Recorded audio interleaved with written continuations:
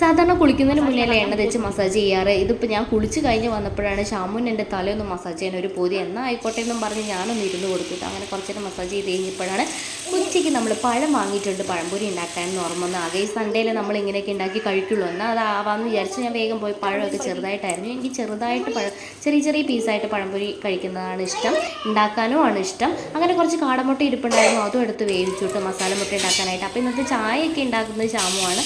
അങ്ങനെ ഞാൻ എന്താ പഴംപൊരിയൊക്കെ ഏകദേശം റെഡി ആയിട്ടുണ്ട്. മസാലമുട്ട ഞാൻ വേഗം ഇട്ടു. മസാലമുട്ട എങ്ങനെ ഉണ്ടാക്കുന്നു എന്നുള്ള വീഡിയോ ഞാൻ പുറകെ ഇടാവുന്ന കേട്ടോ.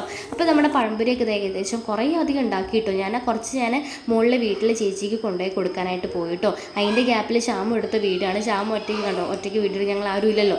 അത് ഇനി ഞാൻ മുകളിൽ കൊടുത്തിട്ട് ഞാൻ താഴത്തേക്ക് വന്നു. കാരണം നമ്മുടെ പഴംപൊരിയും ചായയൊക്കെ താഴെയാണ് ഇരിക്കുന്നത്, അപ്പോൾ അത് കഴിക്കാനായിട്ട്. അപ്പോൾ പിള്ളേരും ഞാനെല്ലാം താഴത്തേക്ക് തന്നെ വേഗം വന്നു. അങ്ങനെ ഞങ്ങൾ ഒരുമിച്ചിരുന്ന് കഴിച്ചു. കാരണം സൺഡേ മാത്രം കിട്ടുന്നൊരു സന്തോഷമാണത്. അതുകൊണ്ട് സൺഡേ കഴിയുമ്പോൾ ഭയങ്കരമായിട്ട് പിന്നുള്ള ദിവസങ്ങളൊക്കെ ഞാൻ മിസ് ചെയ്യുക. അപ്പോൾ നമ്മുടെ വീഡിയോ കണ്ട് ഇഷ്ടപ്പെട്ട ലൈക്ക് ആൻഡ് സബ്സ്ക്രൈബ്. നിങ്ങൾ ഇങ്ങനെയൊക്കെ തന്നെയാണോ എന്നൊന്ന് കമൻറ്റ് ചെയ്യണേ.